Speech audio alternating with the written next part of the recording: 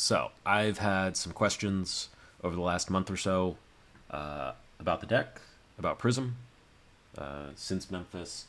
I've had some people pick up the deck, pick up my 80, and then come back to me and say, hey, the Aura plan, how, I put the cards in, but then I don't know what to do. And I'm like, ah, that's something I'm taking for granted. That's a piece of information that I have, and I just tell people to put the Aura package in, and then there's no.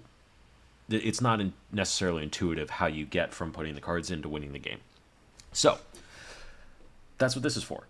I'm going to try and give a baseline for how I play the Aura plan, the things that I like to do, things I like to look for, and then I'll go over one of the games that was on stream with Taylor Crawford a couple weeks ago, to try and give some like actual context to what I'm talking about. So, why do we bring in these auras? Why do we bring Arclight Sentinel, Genesis, and Merciful?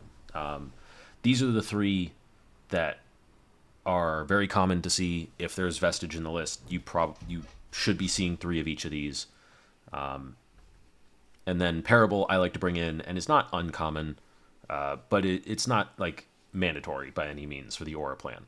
I personally like it, but why do we bring any of them in? And it's simple fact of heralds by themselves can't win reliably in certain matchups, so we need to get a little extra something else. And the question becomes, if the heralds can't win, we need another way to win the game. From there, we have a couple different routes, or we have a couple different ways to get from our opponent from 40 to 0. The easy one then is Angels. They're incredibly powerful allies. If we can get them to stick for any number of turns, we're very happy with that. They're basically unblockable because your opponent needs to keep cards in order to clear them so that they can try and stop your value engine. So Angels are a big part of how we win the game if Heralds don't work. We have a couple alternate routes that are in the deck right now. Merciful Retribution is one of them, where if you stack a bunch of Spectral Shields, then Merciful can be played in response to you taking some damage and deal a bunch of arcane to your opponent and finish them off from 5 to 10 pretty reliably, if you set up that turn. But it's another route to close out games. And then the other one is you just kind of fix the heralds. You remove the Phantasm, and then like Pierce Reality, you can buff them up, and you start getting the heralds into very scary places when they don't have Phantasm, but it's hard to necessarily get those auras to stick. So what do each of these things need? Angels. The Angels in particular, you have to get Figments into play, and then extra cards have to be into Soul for the Angel abilities. If the Angels don't have abilities, they're a lot weaker. War getting to put +1 counters on everything is great. Rebirth bringing Shariah back is fantastic. Obviously, Shariah is an incredibly powerful engine. Shariah Archangel of Erudition. And this is kind of the primary plan. This is where we really are going to get the majority of our damage in the majority of games. The Merciful Arcane plan, you have to lock them out of the game. They can't be hitting you constantly and clearing Spectral Shields. Then you have to stack Spectral Shields, usually by Genesis, occasionally by Aegis, Archangel of Protection, and then responding one or more Mercifuls in response to their attack.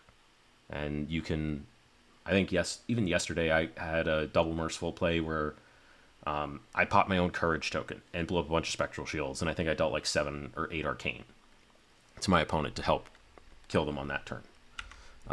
There is a side plan of Celestial Cataclysms, if you have those in the deck, and you just stack 3 Soul per Cataclysm, and you can put up some pretty gross turns in the end game of swing of, like, flip an Angel on their turn, swing Angel, Cataclysm, like swing another Angel you already had out, and you end up with, like, what is that?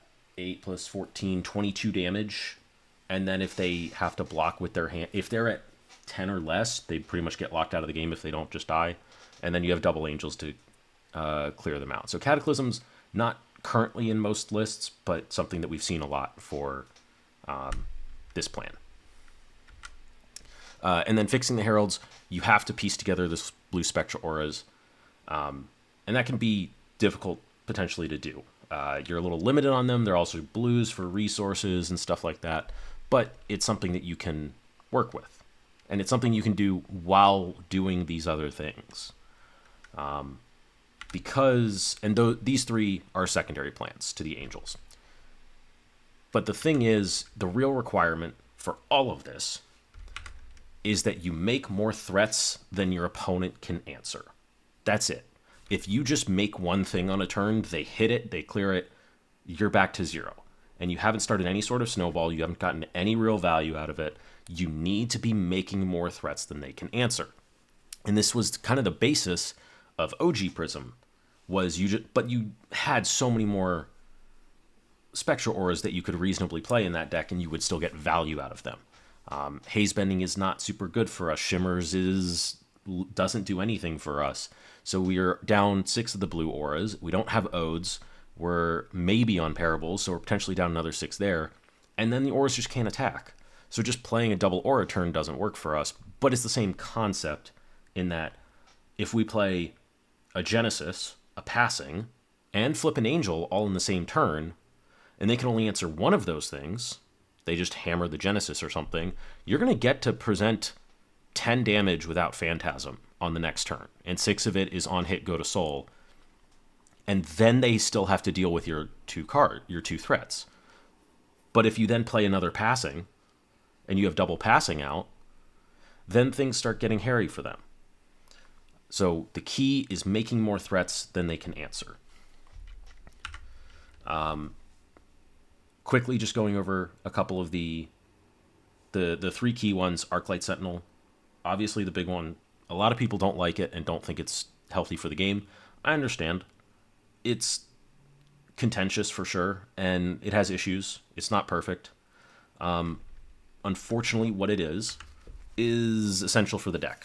The deck and game plan cannot function nearly as well without Arclight Sentinel. It just doesn't.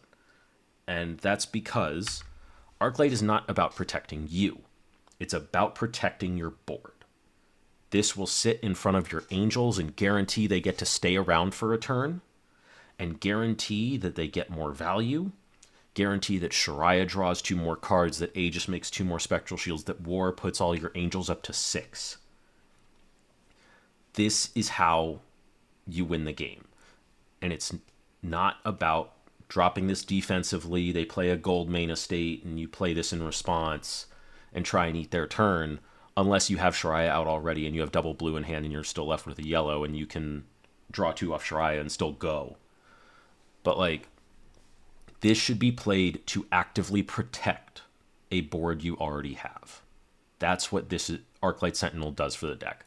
If they wanted to get rid of Arclight Sentinel and give us another aura that let us make angels untargetable and lose ward for a turn, and then it disappeared, I'd be okay with that. But this deck needs something that protects the angels, because otherwise this deck will just kind of fall apart and you can run out of angels very easily. Genesis.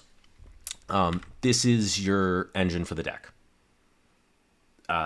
Cards in Sol goes into basically all of your game plans. Spectral Shields go into great secondary threats, as well as buying you time if you need to reset a little bit, if they try and just push through after you pivot, and turning on Vestige every turn.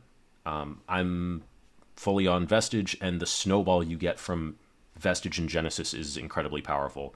That's why I stay on Vestige, but also this is the engine for your deck. That's it. And you need to feed it. Fatigue can get a little hairy at times, but what it allows you to do and how it enables you to play multiple things per turn, because your light blues pitch for 4 and every other card pitches for 3 in your deck, is huge. This is more than 1 Sol and a Spectral Shield.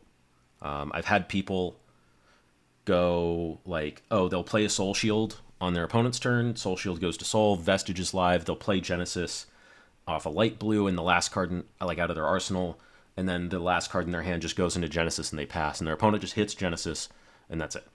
That's not what Genesis is. That's not what it's for. You can't just do it for 1 Sol and a Spectral Shield.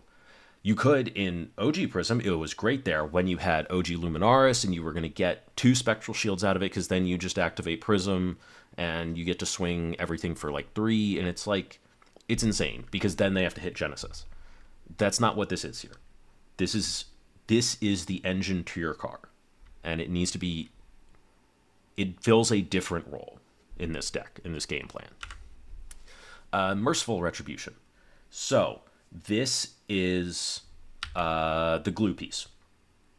It does so many little things for the deck that your deck needs, particularly in a matchup like, say, Victor. Victor is probably one of the hardest aura matchups, assuming they are teched for it. If they have time skippers or time snaps, if they bring AB, the matchup can get very difficult, for sure. Merciful does really important things for you in that matchup, which is your heralds, when they get popped, go to Sol. So you play a War Tune, and in response to them popping it, you play Merciful off a blue, and you get the War Tune goes to Sol. You get to search with Prism. You get a Figment out on board, and then the Merciful is still there, and then when they hit it, it goes to Sol.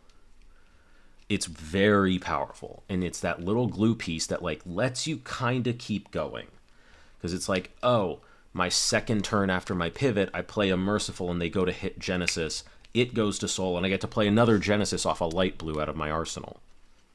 It just lets you bridge gaps after your pivot, and it's critical fuel before your pivot.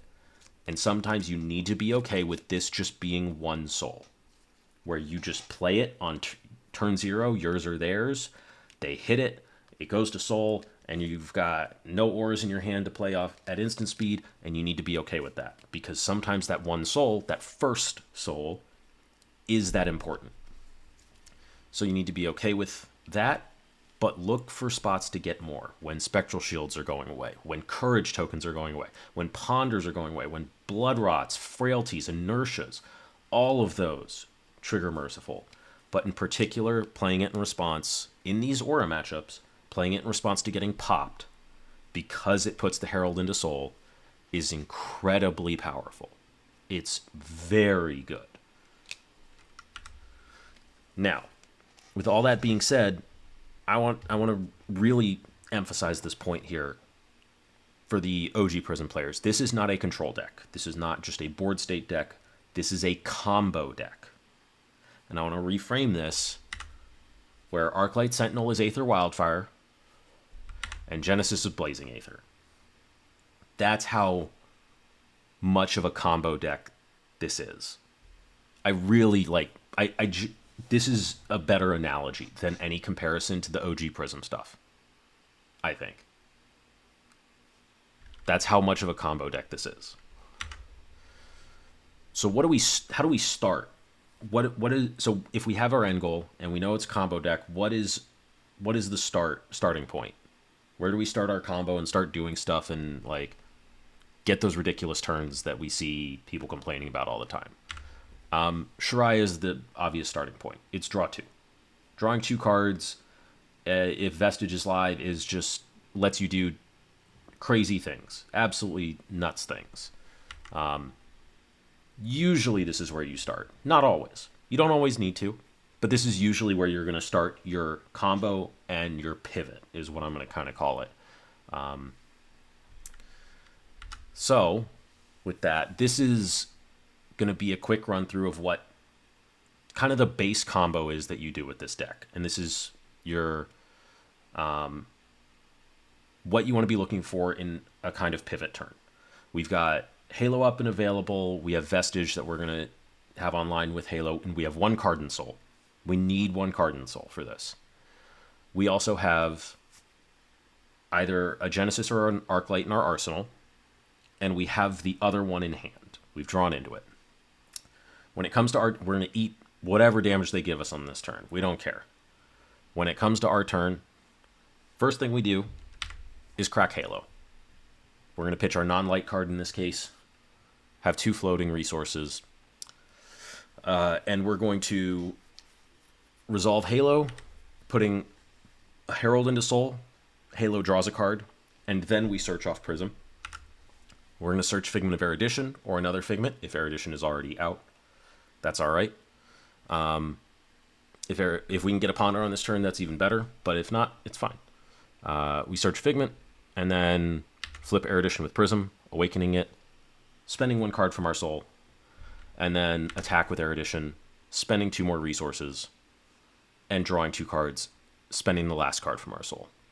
This will leave us, in this case, with 9 resources in hand, with the 3 yellow light cards, because Vestige is live. And then we have a Genesis able to be played, an Arclight able to be played, and the 1 resource. So we have 10 resources, and we're going to spend 4 and 6. So from that, we can play the Genesis, play the Arclight. If we have the Ponder here, that's excellent. We're going to end up with a card. But now we have Shariah on board, a way to put cards in Sol for Shariah to draw more, and turn on Vestige at the same time, all protected by an Arclight Sentinel. This is the baseline combo, and you need a hand that has a Herald, any blue, and then these 2 pieces ready to go. 1 in Arsenal. This is a play pattern that I look for a lot. This is where I want to go in my combo matchups. When I'm on Vestige, this is what I want to look for. This is what I want to play for. This is an extremely powerful and snowbally state, especially if we have a Ponder. And if this Ponder hits any of our auras, any of our combo pieces, we're going to get to go crazy. This gets better, obviously, as you have more cards in Sol, as you have more Figments on board. All of these things just get better as you have more pieces ready to go for the snowball the turn after. Because this Arclight gets you a full turn of just Genesis Shariah. Usually, a lot of people have started bringing tech to deal with it. But this Arclight, if this buys you the turn where you have Genesis and Shariah up and you get to play a 5-card hand with that, it's so powerful, and it's very hard to not put the game away on it. It's why I put the Parables in the deck, to give me just a couple extra things that I can play out after this pivot turn. I've played this turn out when I'm sub 5 health hundreds of times at this point, and the life totals don't matter. They really don't. What matters is, can you get Figments out? How many Figments do you have out? How much spare Sol do you have? Like, this turn is so ludicrously powerful, it will put games away. Now, this is just the baseline. This is not what's going to happen every time. So what are a couple other options that I look for when I want to take that pivot turn? One of the big ones is I'll find a Merciful kind of early, and I'll sometimes sit on it, and I'll wait for a War Tune, or I'll wait for a Genesis if I already have Sol and I already have like Erudition out. And what'll happen is I'll play the Merciful when I find the Genesis, and then when they hit Merciful to clear it, Genesis can be played off a light blue, and I get to start my turn with Genesis and then pivot with like Halo and Shariah on that turn, with extra Sol, with extra resources as well, because Genesis got played for just a light blue, and then all of my cards are still 3+. I've had this pivot happen many times. It happened more when Tome of Divinity was in the deck, naturally, because that was just degenerate, and you got to do this, but with a Tome, and then do this, so you're just +1 card with the Genesis. So you have like a 5-card hand going into your Genesis. One of the other pivot turns that I've started to kind of look for more, especially recently, is when we have Library out. Library, if we get to have a 5 intellect hand, having one of those pieces in our arsenal, the turns get really gross really fast, especially like the pivot turns.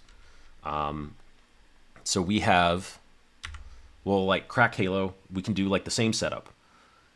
Arclight and Arsenal. We crack Halo. We get Shariah. We go draw 2, and we can play double Arclight in front of that Shariah. We can. We have you will have the resources as long as all the cards are 3.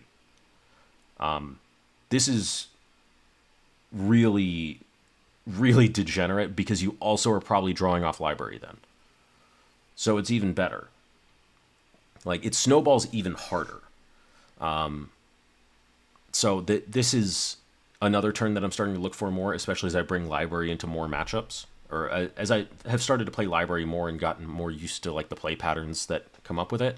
This is another turn that I start looking for, because it is just ludicrous. It's ludicrous. It's nuts. Even if they have time snaps or time skippers or lead the charge or something, you have double Arclight. What are they going to do? Like, you still get Shariah. If you have Soul behind this Shariah, Spare Soul behind this Shariah afterwards, you're just set. You're, this is another one to look out for, but it's pretty much only on library now. It was doable before with tomes, but now you basically need library for it. This is the golden rule. These games are so long and so contextual that the answer is almost always, it depends. How many Arclights are left in your deck? How many Genesis? How many Merciful? How many Parable? How many Passing? How many Pierce? How many Heralds are left in your deck? How many Light Blues are left in your deck? How many Figments are left in your deck? Have they seen 2 or 3 of their Sync Belows?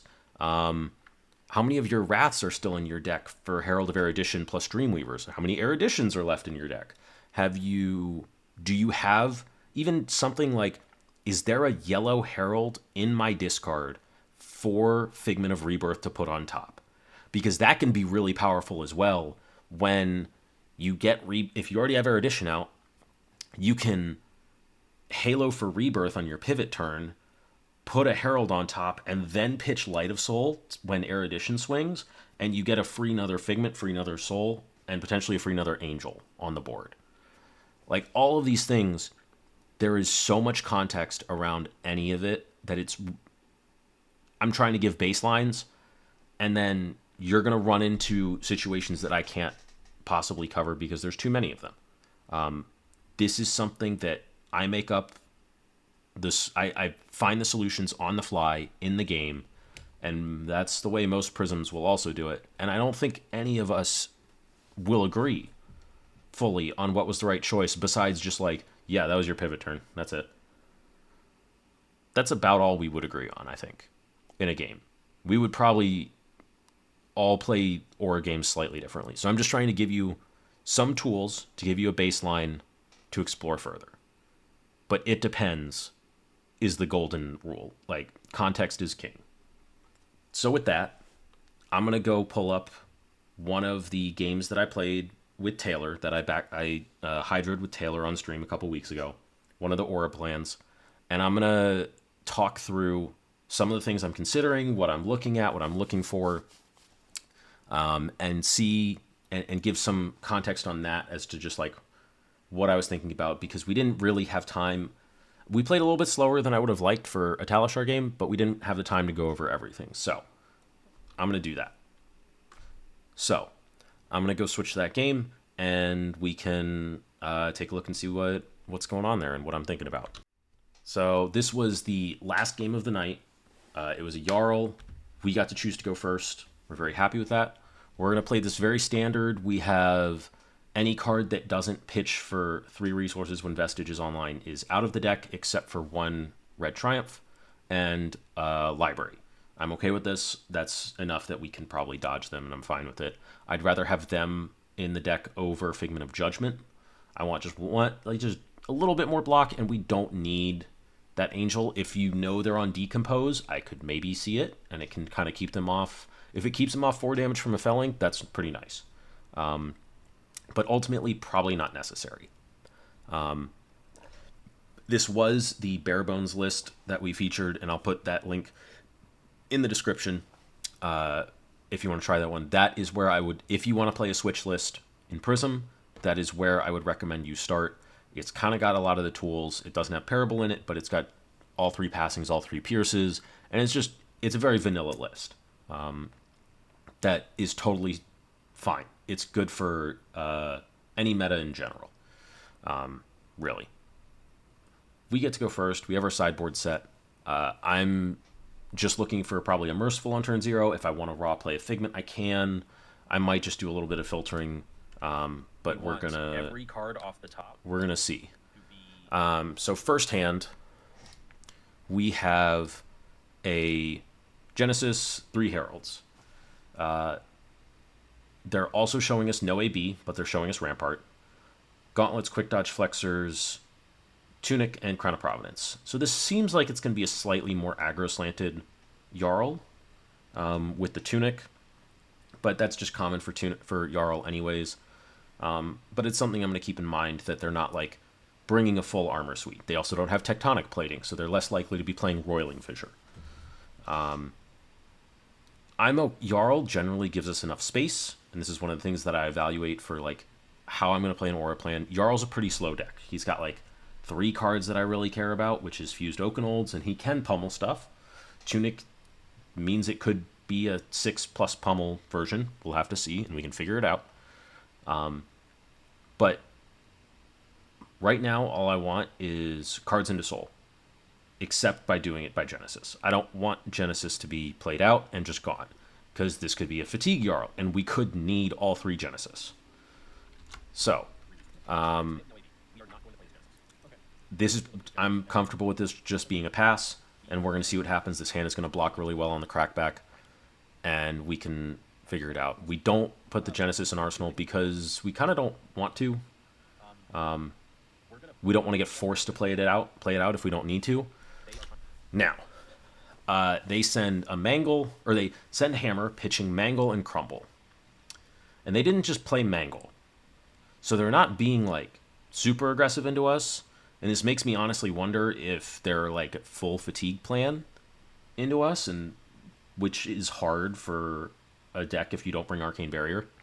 Jarl can only get up to, like, 17 poppers safely without, like, hurting his Earth and Ice ratios a ton.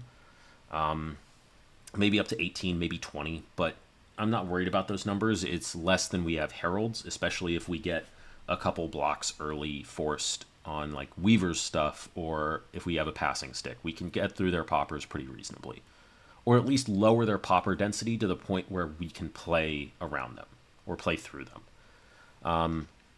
So here, it's a touch awkward. I want to cycle this Herald of Triumph now out of our arsenal. I want to do it pitching probably Yellow Protection, and then we want to keep the Genesis to put into our arsenal, because we want that combo piece. That's our Blazing Aether. We want our combo piece to go into arsenal. So you can probably block 3 here if you want, but I want to cycle this Genesis away as soon as possible. We could have blocked 3 here with one of the Heralds just to save 3 health. I didn't super want to drop a light blue this early when he just starts on Hammer. It matters a lot having the light blues in our deck for Vestige stuff later, particularly if we need to go for like a loop plan. We really want light blues for that. So I'm okay at the moment just preserving the card in deck, but if you want to block 3 there, totally fine. I just want to put this Genesis into Arsenal. And if this gets popped and we can cycle this blue protection away, I'm also okay with that too. We're not threatening like Merciful or anything here, and we see a red Staunch. That's not too surprising when they're on Rampart. We don't have a Wrath, unfortunately. That would be great. And they discard a Fruits, so they're going to have another slow turn, and we're okay with this. We're chilling. Now, we have a Soul Shield. So we have a piece of Soul. We'll have a card in Soul here. We're just going to Soul Shield this Hammer. I want this card in Soul. I don't care. It's going in Soul. That's how we get this going. We're not going to play the Genesis off of the Soul Shield and the Vestige. We just want our 1 Soul. That's our first checkpoint, is we get 1 Soul. That means we can Halo Pivot with Shariah when we want. And I'm okay just sending play the Soul Shield. It doesn't matter a ton what we pitch. And then we send the Ravages, pitching blue. I'm okay with all this. This is fine. Yeah, this is shaping up to be a very long game unless they just kind of say, let's go. We get Crown, interestingly, here, and a D-React. All right. Now, this hand is kind of unfortunate. We have Merciful, double Wrath, Reprimand. We can try and get like Footsteps. We can try and Footsteps one of these cards out. We are probably just going to be playing the Merciful at some point, but this is a hand we ain't blocking with. It's this is one of the hands that you're just going to have to eat when you're playing this plan, because you have more no blocks in your deck, especially if you're on Parable. Now, fortunately, the attack is only for 5. It's an irrelevant buckle. And we get to just ditch one of the cards, and we're cool with this. And we'll play the Merciful out, and that's it. Yeah, them getting a 3-card 5 is pretty good for us in that moment. But this is part of the issue for Jarl in this matchup, is he is this slow.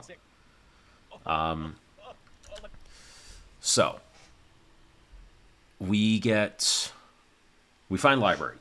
This is great for us. It's very early. We're likely to get it to line up with our pivot turn at this point. We also have a Light of Sol with it. We have a Yellow Herald in discard because of last turn. And then Channel Lake Frigid comes down. This is good for us. This is great. It means Library costs 3. It means 2 yellows can pitch just to Library. I assume they're going to hit Merciful. Yeah, they're going to hit Merciful. They don't have AB. We don't play the Genesis. It's fine. But we can't. We're going to end up holding a card here, which I'm a little bit okay with at this point. I usually prefer cycling as much as possible to find my arc lights as fast as possible, but I'm okay with holding specifically a blue here. We want a blue for that pivot turn, particularly if we're on that we're looking for the ALS Genesis.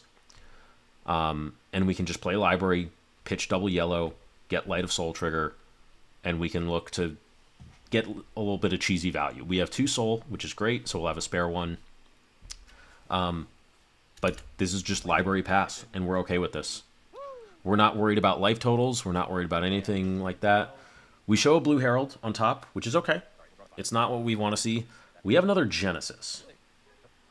Now, we don't have a ton of good ways to dish this Genesis, and we've pitched one already. We haven't shuffled since then, I believe, if I recall correctly. Imposing Visage, so we're going to get Crumbled. Jarls, put this -1 counter on Vestige, so you can mangle it. Very important. We're okay with this. They pop Tunic. They play a Mangle. It's not dominated. So we'll just block 6. Protection Judgment. Totally cool with that. And I believe... So this is interesting. If we want Library, we can play Genesis. Channel Lake Frigid is not out. If Channel Lake Frigid was out, I definitely am not playing Genesis. I'm just going to play a Herald, pitch 2 yellows, and it's perfect. We did block with 2 blues, but I wanted the Library here. I think we're down 3 light blues, but that's something to just keep in mind. It's not terrible. It's a trade-off that we're taking to get the Library trigger and have more explosive pivot turns. Because when Library's out, it's like Vestige is always on, even if it's not. You have just like 2 extra resources, which is equivalent of like pitching 2 light cards on your turn, at least. So Library can make up for a lot of stuff on the Vestige, in the Vestige plan, but then obviously, like if they're working together, it's even better. It will snowball ludicrously fast. So this is we hedge a little bit. We're making a choice that has a trade-off, and it's a trade-off I'm okay with. Some Prism players might disagree, and they might actually be correct on it. We're gonna gamble a little bit here. Genesis should be the pitch here for sure. If they don't have a popper, we're not going to get a Library trigger. It's a little unfortunate, but this choice is the conservative one of keeping the Genesis in the deck. It should be in pitch, so that's not in our hand, but it's fine. We can work around it. Now we play Genesis. Now we have to. We could play Figment of Erudition raw. I don't want to. I'm okay pitching it to the Genesis, putting it back in our deck on the bottom where we can't draw it off of Halo or at all. This isn't our pivot turn anyways. We don't have a Herald, so we can't Halo for a Figment. But now we're forced to just play the Genesis.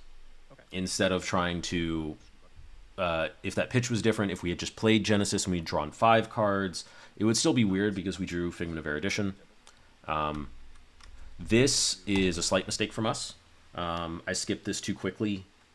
This should be blocked with footsteps, pitching. I believe it was we played Genesis Pierce is what we play. Whichever one we don't, whichever one we pitch, we should be putting the Genesis out, and then we don't soul the other aura. We just play it. We don't need the spare soul at this point. Yeah, we're playing Pierce because I want to try and punish the Jarl popper count. Playing passing there is totally fine. They're both extremely high priority targets. Or passing and Genesis are both extremely high priority targets.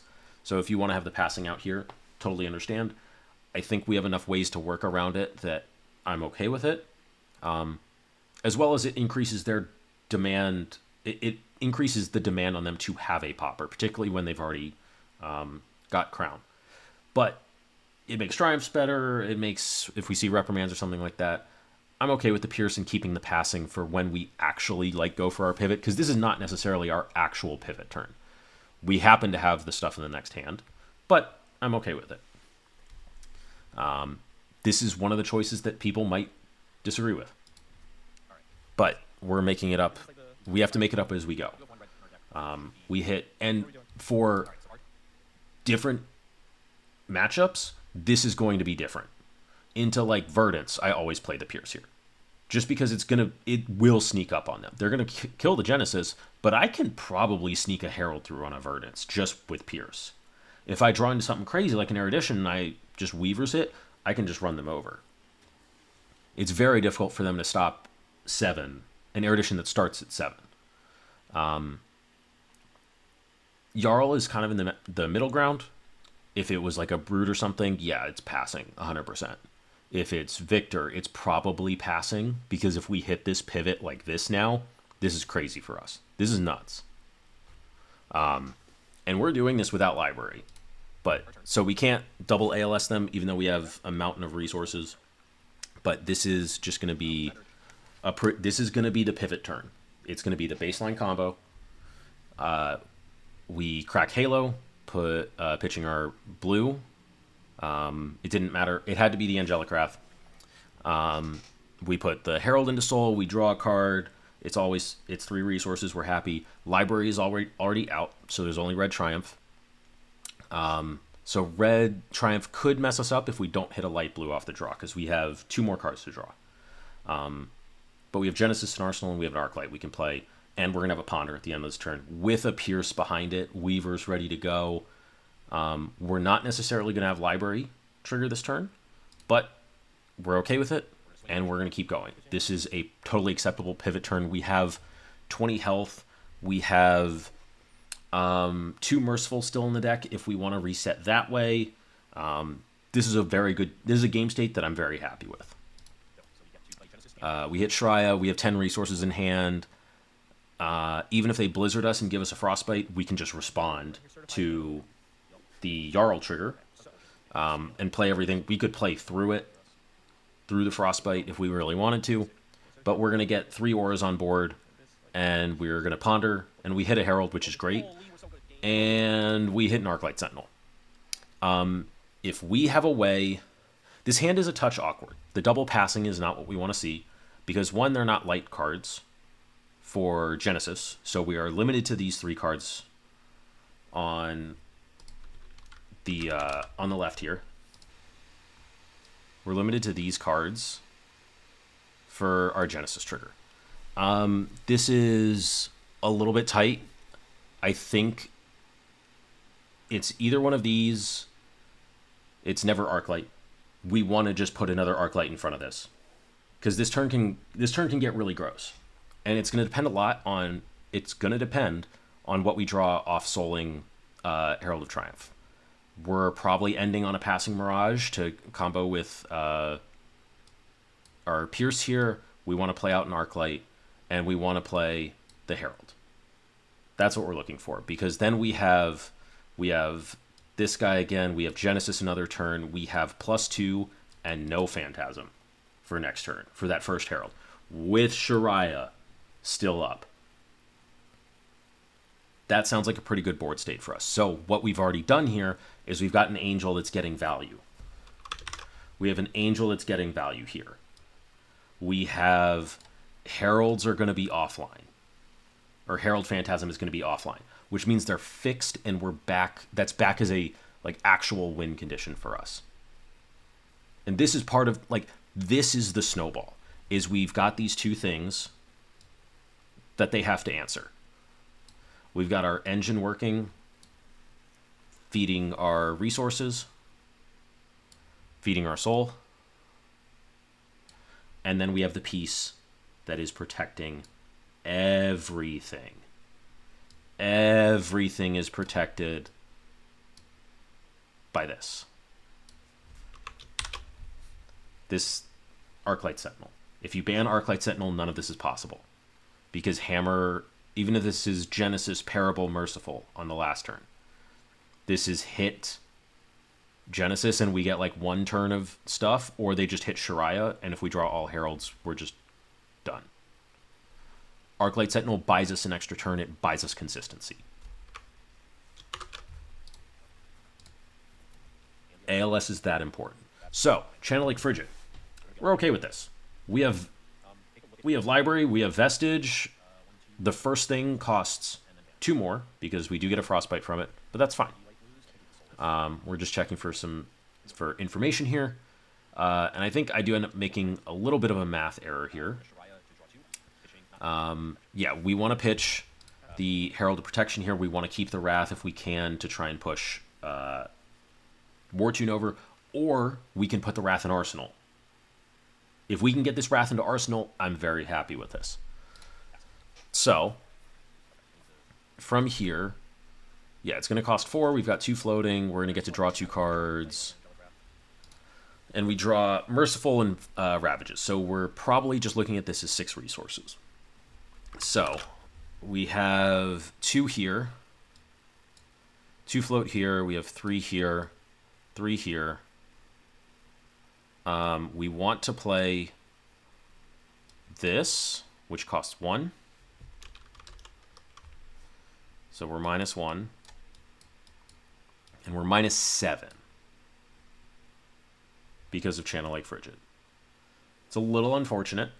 This Channel Lake Frigid is doing some stuff for them because that's 8 resources already. Now, this is 3 resources. So we can play this Wartune, and we can pay Footsteps because this costs 2, Footsteps costs 1, and we're safe to play everything. I think I play this Wartune. I think I'm supposed to play this Wartune. I'm not 100% sure. We already have 1 yellow in pitch here, and we're going to get another one at least here or here, so we will have Library for this turn. If I'm going to end up holding a card here, I want it to be the Wrath, because we're playing passing ALS. And I think there's an argument for you keep this Wrath, because then it lets you go get Rebirth on the next turn, most likely, when you have passing Piers protected by an ALS and Shariah. You can very easily get Rebirth out and then start doing crazy stuff, and then you can look to get War.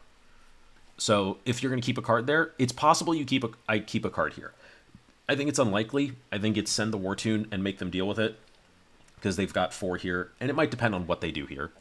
If they decide to block with Rampart and they're going to pitch a full card, okay, so now I don't. The Flexors means I don't really want to send the Wartune. I just want to let Flexors burn. It's gone. That's not a good Flexors use from them. And I end up bad mathing this. Yeah, we play Passing Mirage with our action point, and that's fine. And then we pitch the Wrath away, unfortunately, but it's all right. We don't want to go back and have to redo all of this. I don't think that Merciful is ever getting played there. I don't think there's a reason to. It could have been fine if we just go ALS Merciful. I'd rather have the Passing Mirage, in all honesty, than the Merciful out at this moment. I want to save that Merciful as a potential win con. And the Passing Mirage is... I don't want a light card in my deck. It gets a light card out of my deck, which is good. It's a non-yellow out of my deck for Library. It also just means, like, this is 2 pieces. it removing Phantasm is a greater threat than on pop go to Sol, in my opinion, especially since we have the Pierce out. Because of the Pierce, I think I always want the passing over the Merciful at this point. Just save it. You don't need it right now. It's not... You have so much going on already. You can save this for a little more gas for later. We end up with the Figment stuck in hand, but that's fine. Two Figments in hand now. But we have two Heralds that we can send. We have a Passing and Pierce combo here. And we have a Reprimand. We're not going to be CLF next turn. I think we're souling the Reprimand anyways, but it's something that we can keep in mind. Resolving a second Genesis is also extremely powerful here. And this Wrath ends up being huge. This is great. This means we get Rebirth. I'm pretty sure there's a way for us actually to loop an ALS and play it, because we have 2 spare soul. There's also the option of second Genesis here. We need Wrath and Ravage, or War and Ravages to get back in our deck, is the big thing.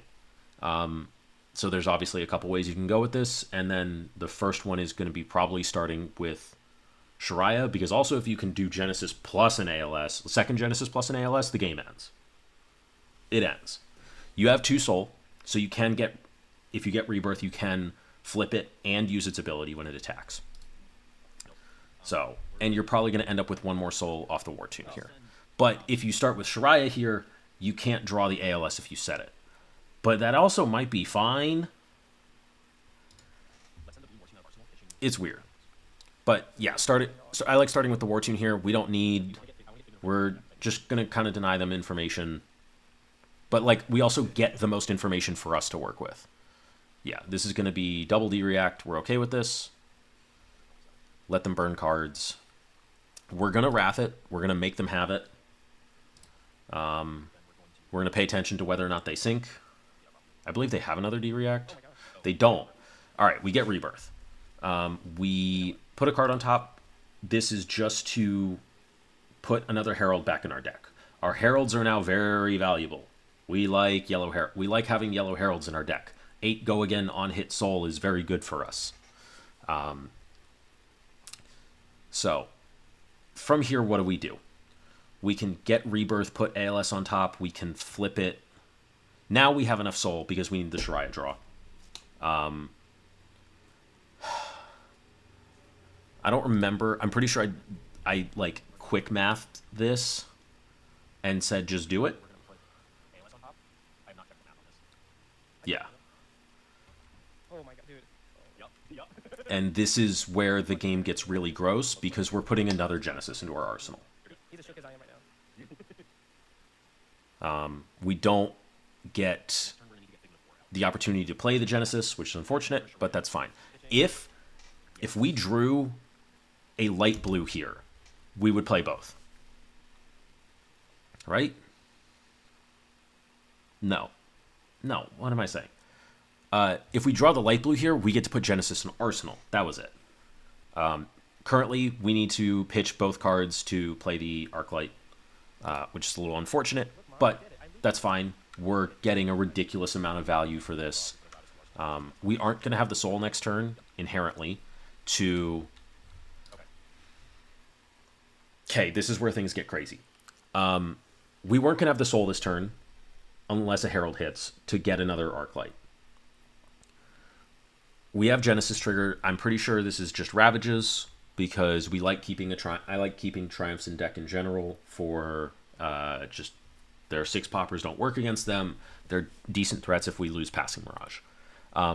Now, what we have the option here of is Herald of Erudition with a Wrath behind it that starts at 7. So we have this with this is why multiple threats per turn is so important and so powerful. They've been hitting ALS the whole time.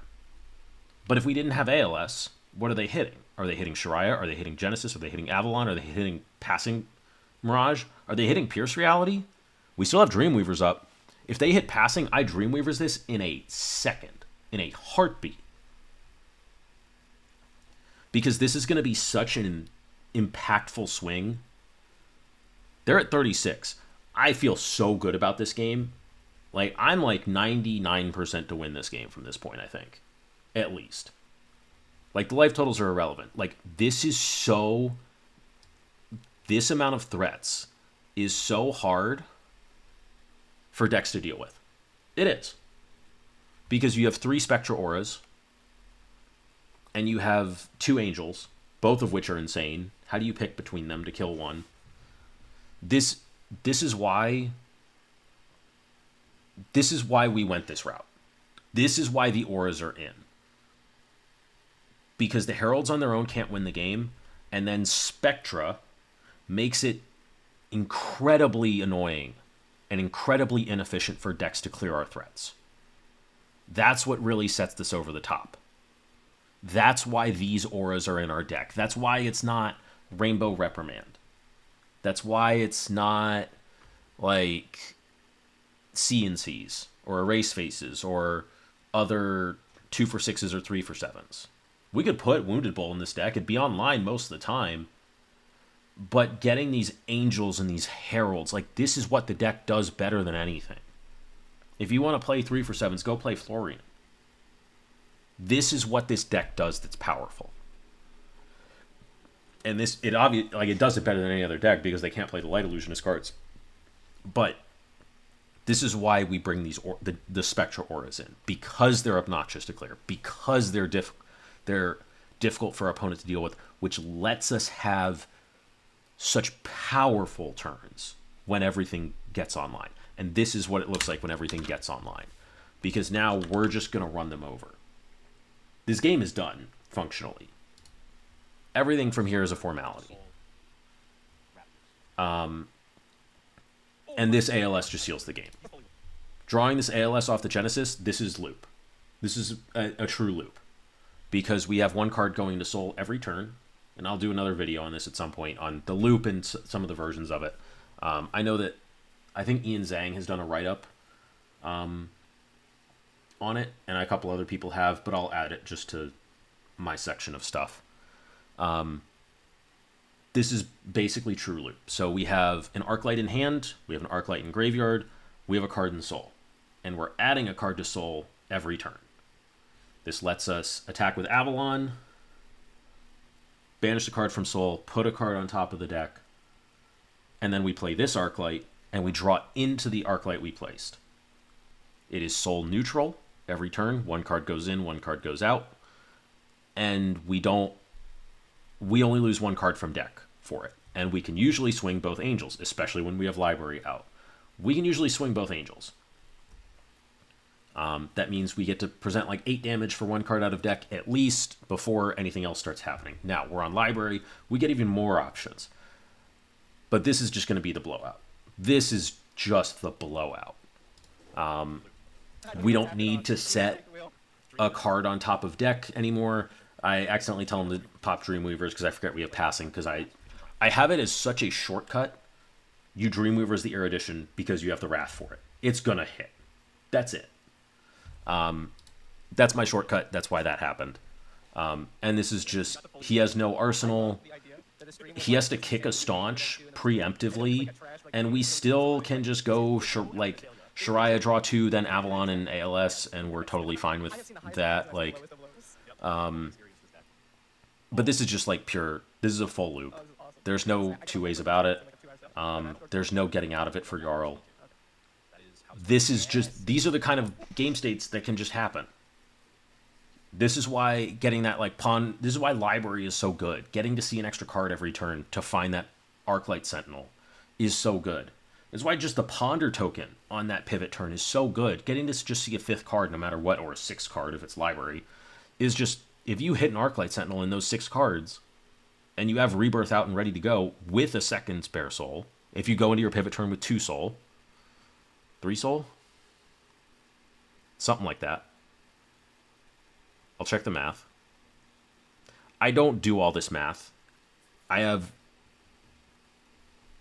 just kind of, I figure it out as I go. Because there's so much context. It's like, is Vestige there or not? There's so much. Are we getting the Herald to hit? Because that's 1 Sol.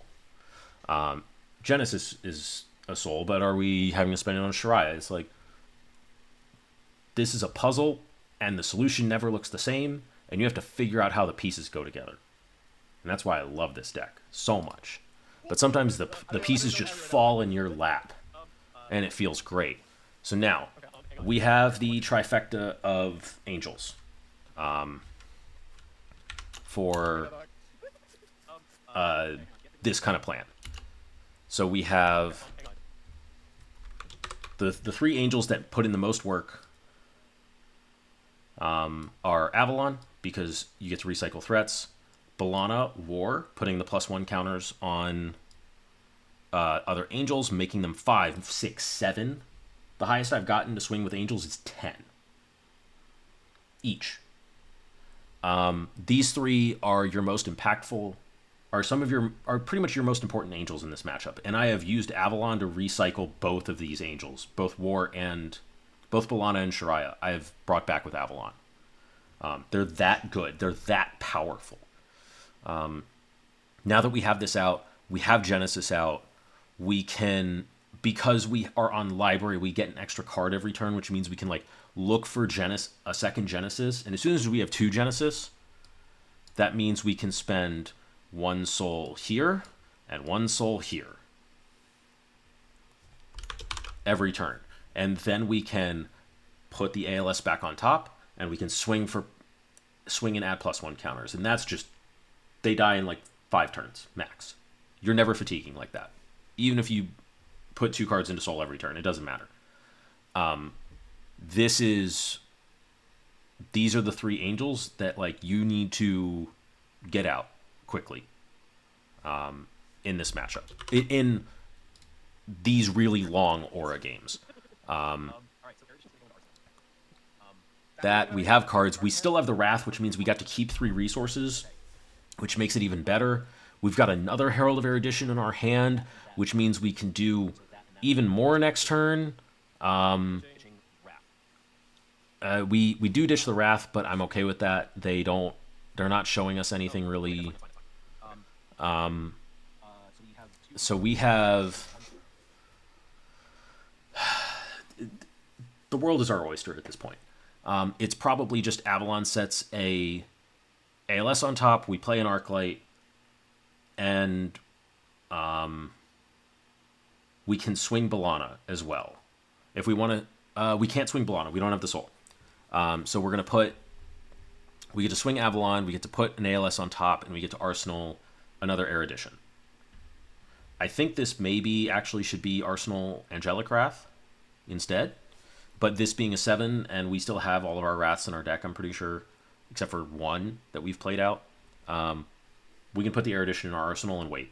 And honestly, it's always for 7, no Phantasm. We can just force it. But we have them fully looped, and that's all we need. We just need to make sure we maintain that, and it's not an issue. So this, banish a card from Sol. We put Arclight back on top. We don't even need Shariah to draw it. We just have 1 in hand, and Erudition's going to go to our Arsenal. If you want to put the War Tune in Arsenal because it's a 1 cost, I can see that. Erudition is just like the fastest way to close the game, and is probably the fastest way to close the game and just like really lock them out. If we hit another Wrath, like they're gonna play a CYB. It literally doesn't matter. And we hit Wrath and we hit second Genesis.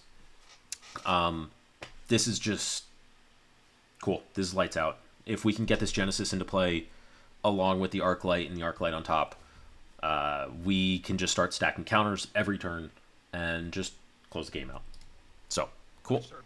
We're just going to do the thing. Erudition, we're going to Sol Herald of Protection. We're going to... We draw a War Tune, that's fine. We don't... Protection's not in our deck, but that's whatever. So we can Erudition. And if we need to here, we can also Shariah. We don't need to B'Elanna on this turn. Assuming we can get the Sol. If we get the Sol, we're set. And they just concede at this point. Because there's nothing they can do from here. But like those are all the things that I'm kind of balancing. Like we ended up with such a powerful board state just from the Angels that we didn't like need to worry about it. But like the thing that really sealed it was we also got these out. These let eruditions come in. And those drew us into... That's how we got Avalon. Was those heralds hitting. And that's how we got Bellana. Was those heralds hitting. That's because of these blue auras. That we got to put out with... We put out Pierce with the first Genesis. And then we got to put out Passing behind our Arclight Sentinel. It's about multiple threats at the same time. That's how this snowballs. This Genesis lived the entire game. This Shariah lived the entire game. And we made more things they could deal with. We oopsied into the loop. But I think if we don't find loop, it doesn't matter. If we're getting heralds to hit, but they're not erudition, so they don't replace themselves, we don't get the resources, that's fine. I think that's fine. Because we get Rebirth out. We can put Shariah back in our deck. And we can kind of just do this again, eventually. And then we can get Bellana out. And we can get Angels to like 6 maybe. But that's dealing 12 damage.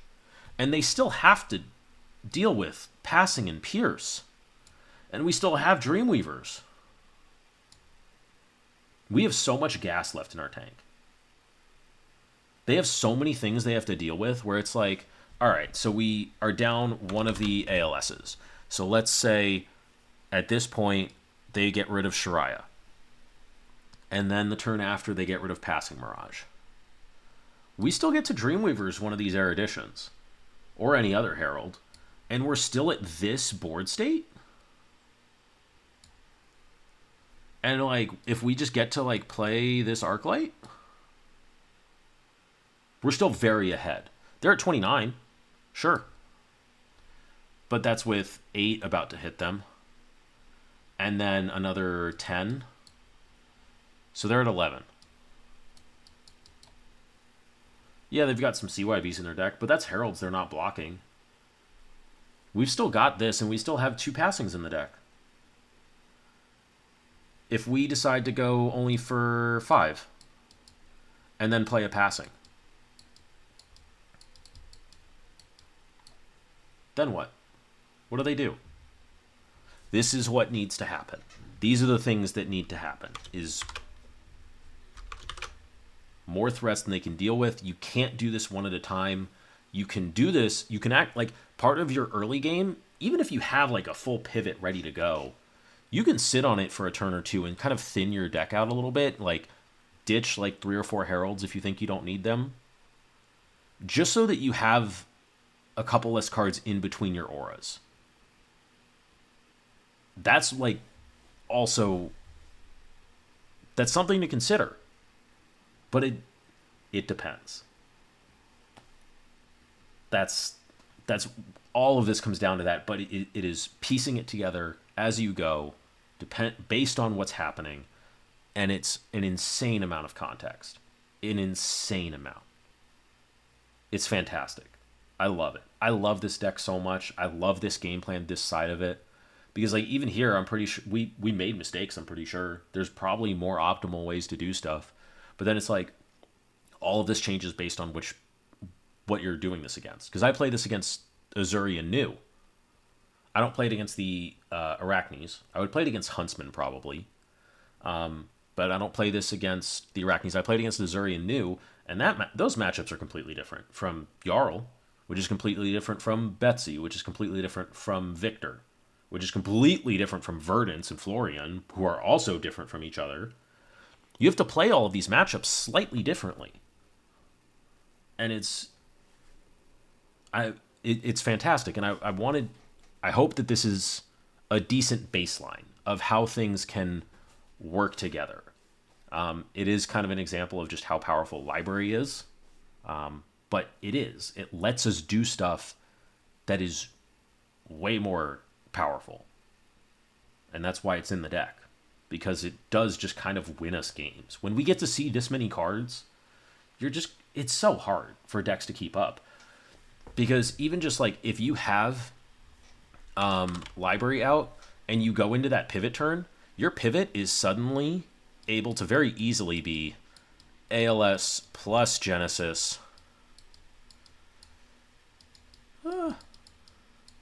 plus Shariah plus passing. Because you just have an extra card. You have a full extra card. And if that's your pivot turn, your decks, you're just going to put the lights out. You're just going to absolutely clean house with this. That's such an insanely powerful turn against something like Jarl. He's just gone. Like, people talk about this, about like the Guardian matchups, and they're like, oh, I think I'm favored in a Prism. I just kind of fatigue them. And I'm like, the matchup's hard for Prism. I'm not going to deny that. But it's technically difficult. Not necessarily unfavored. It depends. It can depend a lot on the tech they bring and stuff like that. All of the aura plans do. How much tech they bring can move the matchup a lot, and you have to be able to adapt. The puzzle's going to look different every game. But I wanted to give a baseline, give some of the stuff I'm thinking about for a situation when it's all working. But when you have to piece stuff together and it's a little bit clunkier, it's harder, they're pushing you more, your life total's under threat. This Jarl never played a fused Oakenol. They barely hit us. We're at 20. Most of these games, you're at 3 when you pivot. Or you have to pivot in response to them playing a surgical extraction, or in response to them playing a CNC. Those are also things that can happen. And it can make it makes it more difficult. But this is a starting point. I wanted to give a starting point. And yeah, if you have any questions, please put them in the comments. I want to hear where I'm. If there's anything that I left out that I shouldn't have, please let me know. Deck list is going to be in the description for a bare bones switch list, Vestige switch list that I would recommend. If you want to find me on Blue Sky, you can message me there as well. You can find me on Discord. My Blue Sky is the thing right there, that username, not the bald guy. And then Discord, I'm just Smurf on the purple Discord. Yeah. So I'm going to do some more of these, going over some more of the kind of baseline Prism stuff for people who want to try the deck out. Until next time, peace.